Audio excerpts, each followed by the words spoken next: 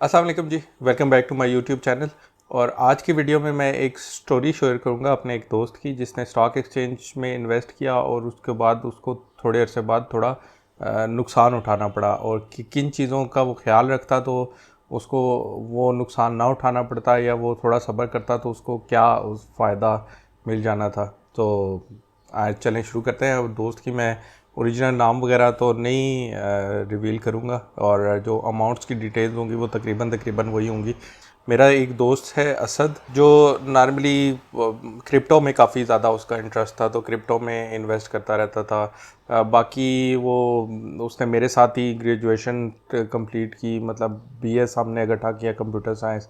फिर वो तो यूके वगैरह चला गया और मैंने इधर पाकिस्तान में आगे जो है वो अपनी जॉब भी स्टार्ट कर दी, एमएस भी किया सॉफ्टवेयर इंजीनियरिंग वगैरह में। वो खैर यूके की उसकी एपिसोड काफ़ी चली और उसके बाद फिर वो 8-9 साल बाद पाकिस्तान वापस आ गया और यहाँ पे उसने एक आईटी की कंपनी भी ओपन की। फिर उसके अलावा वो प्लाट्स वगैरह में भी इन्वेस्ट करता था, क्रिप्टो में भी था, लेकिन उसने कभी ना स्टॉक एक्सचेंज में इन्वेस्ट नहीं किया। मैंने उसको इनकरेज किया कि यार तू इस तरह का स्टॉक एक्सचेंज भी देख। कहता है यार क्या क्रिप्टो में इतना वो ऊपर चला जाता है, लेकिन क्रिप्टो आपको पता है उस पर खैर मैं ओपिनियन अपनी देना नहीं चाहता, लेकिन मैं खुद क्रिप्टो ना इन्वेस्टमेंट करता हूँ ना उसको पसंद करता हूँ वो, क्योंकि वो उसकी कोई रियलिटी उस तरह नहीं है। वो जिस दिन नीचे आनी है एकदम से नीचे आनी है।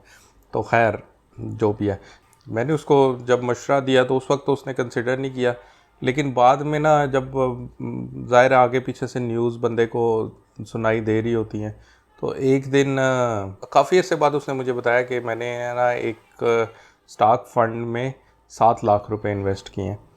तो मैंने कहा अच्छी बात है, चल तुझे भी इसमें इंटरेस्ट पैदा हुआ तो चल ठीक है, लेकिन अब तूने ये लॉन्ग टर्म के लिए रखना है। उसने ये उस वक्त डिसीजन लिया जब उसने न्यूज़ वगैरह से सुना ना कि स्टॉक एक्सचेंज आजकल बहुत बूम कर रही है और लोगों के पैसे जान बन रहे हैं और रोज़ के रोज़ स्टॉक एक्सचेंज रिकॉर्ड तोड़ रही है। अब मैंने जब उसको मशवरा दिया था उस वक्त जो है वो स्टॉक कहीं 40,000 के करीब था और उसने इन्वेस्टमेंट की जाके 67,000 के करीब। खैर पाकिस्तानी स्टॉक एक्सचेंज का जो KSE 100 इंडेक्स है वो अभी भी काफ़ी अंडर वैल्यूड है और जो वैसे इंटरेस्ट रेट्स ज़्यादा दे रहे हैं अकाउंट्स वगैरह में, तो उस वजह से लोगों ने काफ़ी जो है ना कम इन्वेस्टमेंट की हुई है। तो जब वो इंटरेस्ट रेट्स नीचे आएंगे तो ये स्टॉक्स ऊपर जाने ही जाने हैं, तो वो कम पी वैल्यू पे ये बेशक on the top of KSE 100 index थी इन्वेस्टमेंट, लेकिन इसने फिर भी नुकसान नहीं देना था। फ्यूचर में जाके कहीं जो है उसको फ़ायदा ही होता। लेकिन वो कुछ अर्से बाद जब वो 67,000 से आहिस्ता आहिस्ता जो है वो इंडेक्स नीचे आने लग गया, तो अगली दफ़ा जब हम मिले, हम वीकेंड्स पे अक्सर मिलते रहते हैं, तो वो मेरे दोस्त ने मुझे बताया यार वो तकरीबन 10,000 नीचे चलेगी इन्वेस्टमेंट। मैं कहा अच्छा ठीक है रख, तू उसको वो छेड़ी ना उधर से। तो खैर फिर नेक्स्ट टाइम जो है वो 10,000 और नीचे चली गई।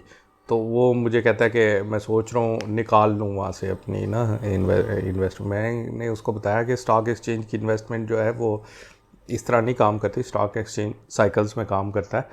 तो ये आज तेरी नीचे जा रही है, ये कुछ दिन बाद फिर ऊपर जाएगी। खैर वो उसका अपना इतना मसला नहीं था। उसके जो घर वाले हैं, उसकी वाइफ, उनके अब्बू को भी कोई नुकसान हुआ हुआ था 50 लाख का। उन्होंने कोई 50 लाख डाले थे किसी टाइम, तो उनके वो करते करते पता नहीं कोई किसी एक स्टॉक में डाल दिए होंगे और वो कंपनी को बहुत ही ज़्यादा कोई नुकसान हो गया होगा, क्या हुआ होगा, तो वो तकरीबन सारे ही डूब गए थे। अब वो कह रहा मुझे घर, वो नेक्स्ट टाइम मैंने उससे पूछा, कहता है यार वो किसी की 5 मिलियन की थी इन्वेस्टमेंट, तो वो बिल्कुल ज़ीरो हो गई थी। तो मुझे तो घर से भी काफ़ी है कि निकाल लो इससे पहले कि ज़ीरो हो जाए। मैं तो खैर फिर कुछ दिन इसी तरह गुजरते रहे। अब नॉर्मली हम कभी सक्सेस हो रही हो, कोई ऊपर जा रहा हो, तो फिर तो हम शेयर करते हैं अक्सर अपने, लेकिन जब फेलियर ज़्यादा होने लग जाता है तो हम एक दूसरे से शेयर भी नहीं करते। तो मैंने 1-2-3 दफ़ा ना इसी कंसर्न की वजह से कि कहीं वो बेच ही ना दे उन शेयर्स को, क्योंकि वो नया नया स्टॉक एक्सचेंज में एंटर हुआ था और शुरू शुरू में बंदे को नहीं पता होता कि ये ऊपर नीचे साइकिल्स वाली चीज़ें होती रहती हैं। तो खैर उससे 2-3 दफ़ा मैंने पूछा, उसने कोई इतना ख़ास वो रिस्पॉन्स नहीं किया उस पर, वो भी चैट्स पे ही, क्योंकि हम मिले चले नहीं कुछ 1-2-3 वीक्स। अच्छा सेंटर में काफ़ी टाइम गुजर गया। स्टॉक एक्सचेंज 67 से काफ़ी नीचे आई, फिर वो ऊपर करते करते 73 पे पहुंच गई। खैर जब नेक्स्ट टाइम मैं उससे मिला, उस वक्त मैंने उससे पूछा, यार आजकल तो स्टॉक एक्सचेंज वो उस लेवल से तो काफ़ी ऊपर चली गई है जब तूने लिए थे। कहता है यार वो मुझे ना 70,000 का नुकसान हो चुका हुआ था उसमें। तो मैंने कहा कहीं ज़ीरो ही ना हो जाए तो ये मैं निकाल ही लेता हूँ इन पैसों को। तो वो मैंने ना उस वक्त बेच दिए थे। मैंने कहा देख यार तूने कितना नुकसान किया उसके अंदर तू रखता। अब वो मुझे कहता है यार कोई बात नहीं, ये इतना ठीक है 70,000 का हुआ है, लेकिन कोई नहीं, मेरे पास और भी बड़ी गेमें हैं तो मैं इसको जो है ना पैसे बना लूँगा ये। तो ठीक है, उसके लिहाज से वो उसकी इतनी अहमियत नहीं होगी, वो कहीं और से ठीक कह रहा होगा, ठीक है बना लेगा। लेकिन उसने नुकसान तो एक तरह का किया ना, तो वो इससे हमें कुछ सबक हासिल होते हैं। एक तो आप जब भी स्टॉक एक्सचेंज में इन्वेस्ट करें, वो वाले पैसे इन्वेस्ट करें जो आपको पता हो कि अगले 4-5 साल के लिए आपको चाहिए ही नहीं, क्योंकि आपने इन्वेस्ट किए, अब स्टॉक कोई नीचे जाने लग जाता है, अब आपको कभी ज़रूरत पड़ जाती है अचानक, तो फिर आप अगर उसको बेचेंगे तो आप नुकसान में ही बेचेंगे, और नुकसान या फिर इवन फ़ायदा भी होने लग जाता है। तो मतलब 1-2-3 माह में शायद कोई स्टॉक चले या ना चले। असल में स्टॉक एक्सचेंज में इस तरह होता है कि आपने एक स्टॉक ले के रखा हुआ होता है, और वो कुछ अरसा गुजरने के बाद फिर अचानक से कोई उसमें रैली आती है। अचानक से ये नहीं होता कि 3 माह में चल जाएगा, वो चल जाते हैं, चलते अचानक ही हैं। जैसे एंग्रो फर्टिलाइज़र पता नहीं कई साल 80 पे रुका रहा और फिर एकदम से वो 160 तक भी गया है। इस तरह काफ़ी लंबे टाइम का वो रखना होता है। तो आपने अगर वैसे कोई वक्ती तौर पे आपने रखे हुए तो वो बेहतर है आप वो जो दूसरे एसेट्स होते हैं ना, मनी मार्केट वगैरह, उसमें आप इन्वेस्ट कर लें। स्टॉक एक्सचेंज में उन पैसों को ना इन्वेस्ट करें। तो फर्स्ट टेक अवे तो ये है इस स्टोरी से। अच्छा, दूसरा जो अब जैसे मैंने अपने दोस्त की स्टोरी आपको सुनाई और इसकी एग्जांपल दी, उसने वो एक पास्ट इन्फ्लुएंस जो है ना, वो किसी ने पैसे ज़ाया किए थे, किसी के पैसे डूबे थे। अब ये वाली स्टोरियाँ ना, मसलन मैं किसी से भी स्टॉक एक्सचेंज की बात करूँ ना, तो कोई ना कोई किसी के दोस्त के भाई के पता नहीं किसी दूर के रिश्तेदार का ना एक बंदा होता है जिसने स्टॉक एक्सचेंज में कोई पता नहीं कितने लाख किसी अरसे में डाले होते हैं, और वो होते हैं हमेशा मिलियंस में, मिलियंस से नीचे नहीं होते वो, और वो उसने नुकसान करके ज़ीरो किए हुए होते हैं। और उसकी बेस पे लोग स्टोरीज़ बना के बैठे होते हैं और डर के बैठे होते हैं, यार स्टॉक एक्सचेंज तो बहुत बुरी चीज़ है, उसमें नहीं जाना। तो इन स्टोरियों पे आपने ध्यान नहीं देना। अच्छा, तीसरी चीज़, जब आप कोई इन्वेस्ट कर रहे हैं, आपके साथ कोई और ऐसा बंदा है जो कि स्टॉक एक्सचेंज में इन्वेस्ट वगैरह करता रहता है, उसके साथ तो आप शेयर कर लें।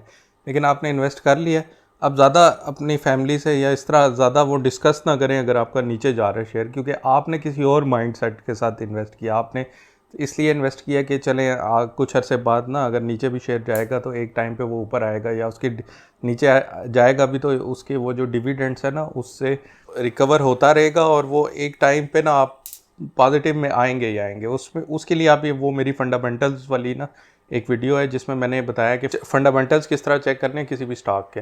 तो उसमें बस ये देख लें कि कंपनी प्रॉफिट में है या नहीं, उसके बाद प्राइस ऊपर नीचे जाती है, वो रोज़ाना बैठ के उसको वैल्यूएट करने का कोई फ़ायदा नहीं है, या किसी ऐसे बंदे से ज़्यादा डिस्कस करने का या इवन अपनी फैमिली से डिस्कस करने का भी फ़ायदा नहीं है। क्योंकि स्टॉक की प्राइस तो किसी दिन नीचे जानी है, किसी दिन ऊपर जानी है। जब तक कंपनी नुकसान नहीं कर रही ना, आपको कोई फ़िक्र की ज़रूरत नहीं है, क्योंकि प्राइस तो दिन के रोज़ाना के सेंटीमेंट्स पे भी ऊपर नीचे होती है ना। तो अगर आप रोज़ाना उसको देखते रहेंगे या किसी से डिस्कस करते रहेंगे, या आपका माइंडसेट कोई और है, किसी और माइंडसेट के थ्रू आपने इन्वेस्ट किया, तो आप किसी से डिस्कस करके वो उससे मशवरे ले रहे हैं जिसने कभी इन्वेस्ट नहीं किया, तो वो फिर आप पे यही होना है प्रेशर के चलो जी इधर से निकाल लो कहीं नुकसान ना हो जाए ज़्यादा, और ये वो। तो थोड़ा सा अगर स्टॉक में इन्वेस्ट कर दिया है तो थोड़ी वो उसको फिर थोड़ा सुकून मारें, उसमें रखें पैसे अपने रखें। अब इसमें ना मैं आपको एक और चीज़ बताता हूँ। मसलन मैंने ना एंग्रो फर्टिलाइज़र में वैसे पहले भी इन्वेस्ट करता था, और एक ख़ास जगह पे आके मैंने बेचे भी थे। उसके बाद दोबारा ना अभी मैंने इन्वेस्ट किए 158 जब उसकी प्राइस थी एंग्रो फर्टिलाइज़र के।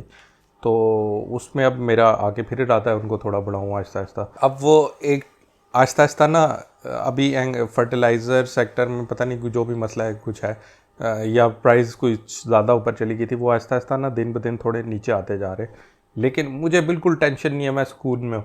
वो जहाँ से चला था ना 80 रुपये से, वो इवन 80 रुपये भी आके बैठ जाए ना एंग्रो फर्टिलाइज़र, क्योंकि है डिविडेंड देने वाला शेयर। अभी भी उन्होंने 8 रुपये का डिविडेंड अनाउंस किया, बल्कि वो ट्रांसफ़र भी हो गया 2-3 दिन पहले। तो वो बेशक 80 रुपये पे भी आ जाए ना, मुझे पता है कि वो मेरे जो 80 रुपये ज़ाया हुए हैं ना वो डिविडेंड्स के थ्रू पूरे हो जाएंगे और वो किसी वक्त फिर एकदम चल पड़ेगा जब उसका अर्निंग पर शेयर अच्छी आएगी। अभी लास्ट तो उसकी बड़ी अच्छी आई है, तो इस वजह से मैं बड़ा सुकून में हूँ। बेशक ना वो नीचे आ जाए, जब आप बहुत लंबे अरसे के लिए इन्वेस्ट करते हैं फिर आप ये उसकी प्राइस के नीचे आने से वो आपको फ़र्क नहीं पड़ना चाहिए। खासकर जैसे एंग्रो फर्टिलाइज़र जो है ऐसी कंपनी है जिसने कभी नुकसान ही नहीं किया, मेरा तो फेवरेट शेयर है तो जब आप उस माइंडसेट से इन्वेस्ट करते हैं तो फिर आपको टेंशन लेने की ज़रूरत ही नहीं है। बस आपका वो जो फंडामेंटल वर्क है ना उस पर वो पूरा होना चाहिए और आप हर 3 माह बाद जो उनकी रिपोर्ट आती है ना उसको देखते रहें, तो उसकी बेस पे आप थोड़े बहुत डिसीजंस करें अपने होल्ड करने के या उससे निकलने के। वो भी एक आध किसी वजह से जो है एक आध दफ़ा नीचे भी आ जाए ईपीएस, तो एकदम से आपने डिसीजन नहीं ले लेना, उसको पढ़ना है, देखना है किस वजह से नीचे आई है। तो खैर आपने सुकून में रह के जो है ना करना है, तभी फ़ायदा होगा। अच्छा, जो लास्ट टेक अवे जो है हमारा इस स्टोरी से वो ये है कि आपने अपनी जो इन्वेस्टमेंट्स है उसको डे टू डे बेसिस पे जज नहीं करना। जैसे आप कोई प्लॉट ले लेते हैं या कहीं सोसाइटी की किसी फाइल्स में इन्वेस्ट कर लेते हैं या कोई और किसी भी चीज़ कोई एसेट आप ले लेते हैं, आपके पास पड़ा होता है, मसलन सोना पड़ा होता है, तो आप रोज़ाना उसकी जाके वैल्यू नहीं लगवा रहे होते कि अच्छा आज इसकी क्या वैल्यू होगी, आज इसकी क्या वैल्यू होगी।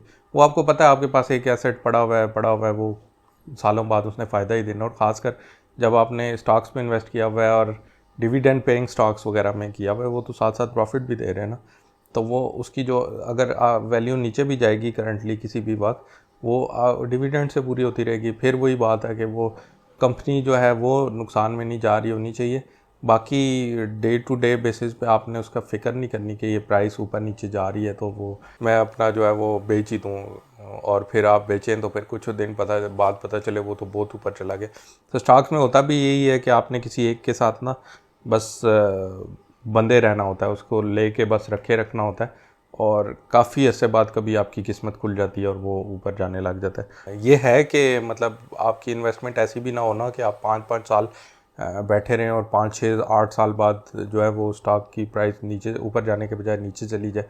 तो इससे बचने के लिए फिर मेरी ये स्ट्रेटजी है फ़िलहाल कि मैं सिर्फ़ और सिर्फ बिल्कुल स्ट्रिक्टली एक भी स्टॉक ऐसा नहीं है जो डिविडेंड ना दे, तो स्ट्रिक्टली इस तरह के स्टॉक्स में इन्वेस्ट करता हूँ कि जो डिविडेंड भी देते हैं साथ साथ। तो इस तरह के काफ़ी स्टॉक्स मिल जाते हैं, बल्कि एक सीरीज़ भी मैं कर रहा हूँ, वीडियोज़ आपको मिल जाएंगी प्लेलिस्ट में, उसका इधर ऊपर भी लिंक लगा दूँगा, इधर या इधर, और एंड स्क्रीन पे भी मिल जाएगा और नीचे आपको डिस्क्रिप्शन में भी उसका प्लेलिस्ट का लिंक मिल जाएगा।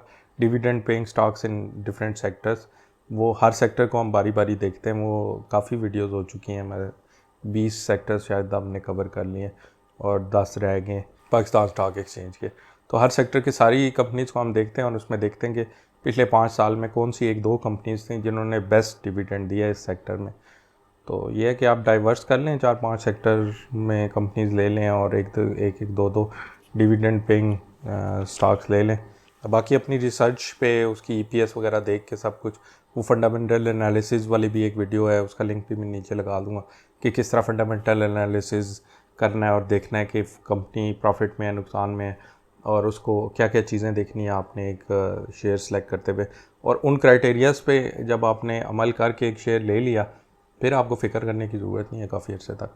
तो बाकी अगर आपने ये थोड़े अरसे के लिए करना है तो फिर बेहतर है आप दूर ही रहें, आप वो उसमें कर लें म्यूचुअल फंड्स वगैरह में। म्यूचुअल फंड्स में भी वो एक कैटेगरी होती है स्पेसिफ़िकली मनी मार्केट वाली कैटेगरी, उसमें income fund, daily dividend fund, monthly income funds वगैरह आते हैं, या कैश फ़ंड के नाम से भी होते हैं, तो उनमें कर लें। और बाकी ये जो स्टोरी मैंने सुनाई है ये वैलिड है स्टॉक्स के लिए, स्टॉक बेस्ड म्यूचुअल फंड्स के लिए, उसमें इंडेक्स फंड्स आ जाते हैं, स्टॉक फंड्स आ जाते हैं, डिविडेंड पेइंग स्टॉक फंड्स आ जाते हैं। वो एमसीबी ने आजकल एक इंट्रोड्यूस करवाया है अपॉर्चुनिटी फंड, तो वो डिविडेंड स्टॉक्स में इन्वेस्ट करता है सिर्फ। खैर, आई होप इस स्टोरी से और इस वीडियो से आपको कुछ ना कुछ सीखने को मिला होगा।